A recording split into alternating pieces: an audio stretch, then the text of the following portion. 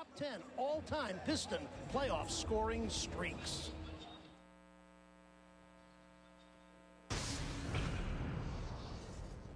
With 9 minutes left in Game 5 of the '87 playoffs against Atlanta, Vinnie Johnson poured in 15 fast points to bring the Pistons from 12 down in the fourth quarter. Thanks to Vinnie, the Pistons won a second-round series for the first time in club history. Vinnie, right side against Whitman. Throws it up. Fills it up. Now he's got it going. Look out. In 2004, the Pistons and Pacers were tied at 2 in the Eastern Conference Finals that saw only 2 scores of as many as 80 points. But Rip Hamilton in Game 5 in Indiana pumped in 33 as the Pistons won the pivotal game. He then clinched the decisive 6th game with 21 of his team's mere 69 points, and the Pistons were off to the NBA Finals. The Pistons were having trouble with the underdog 76ers in the first round in 2008. Game 3, a loss. Tayshaun Prince hit 8 of his 9 field goal attempts. Then in the critical 4th game, with his team in danger of falling back 3 games to 1, Prince hit 11 of 12 for a combined 19 of 21 for the 2 games as the Pistons fought from behind in the second half to even the series. 2 on the shot clock. Tayshaun gets it away and time and drains it. Game 2 of the 1990 NBA Finals, Bill Laimbeer hit a then playoff record 6 3-pointers. 2 of them overcame a 5-point deficit late in the game.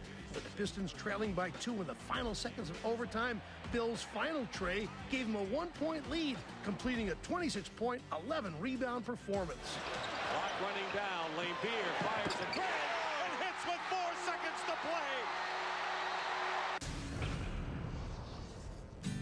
Against L.A. in the '89 Finals, Joe Dumars was coming off 22 and 23-point efforts in the first 2 games. In the third quarter of Game 3, Dumars scored 17 straight Pistons points and wrote to 31 in all, and he preserved the victory with a defensive gem on David Rivers in the game's closing moments en route to being named the Finals MVP.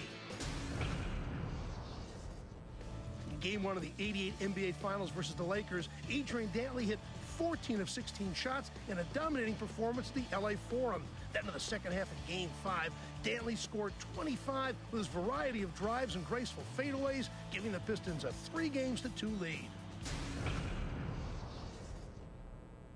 The 03 Pistons trailed Orlando 3-2, and in a must-win Game 6 in Orlando, Chauncey Billups burned the Magic for 18 first-quarter points, and for the game, hit 7 3-pointers, breaking Laimbeer's Piston playoff record. Billups wound up with 40 in all, and in the clinching 7th game, went off for 37 more, capping the Pistons' stirring comeback with 3-1 down.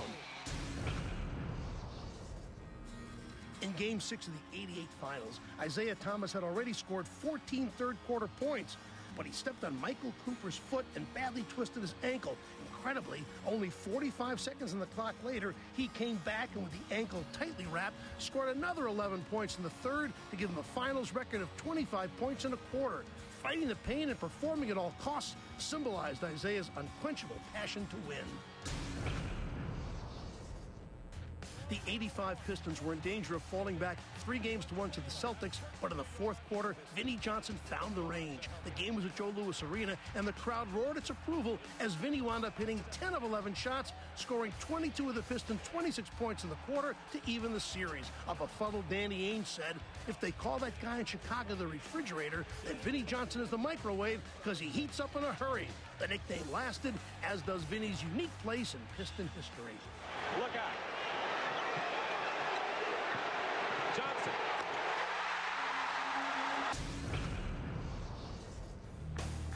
Isiah Thomas had led the '84 Pistons into the playoffs for the first time in 7 years, and with his team trailing Bernard King's Knicks by 8 with 2 minutes left in the deciding 5th game, Isiah said the Holy Ghost took over his body, and it was as if he was watching himself from above. His 16 points in the last minute and 56 helped create overtime, but ultimately no victory, just the #1, the greatest scoring burst in Pistons playoff history. Inbound pass to Laimbeer, on top by Isiah, 3-pointer.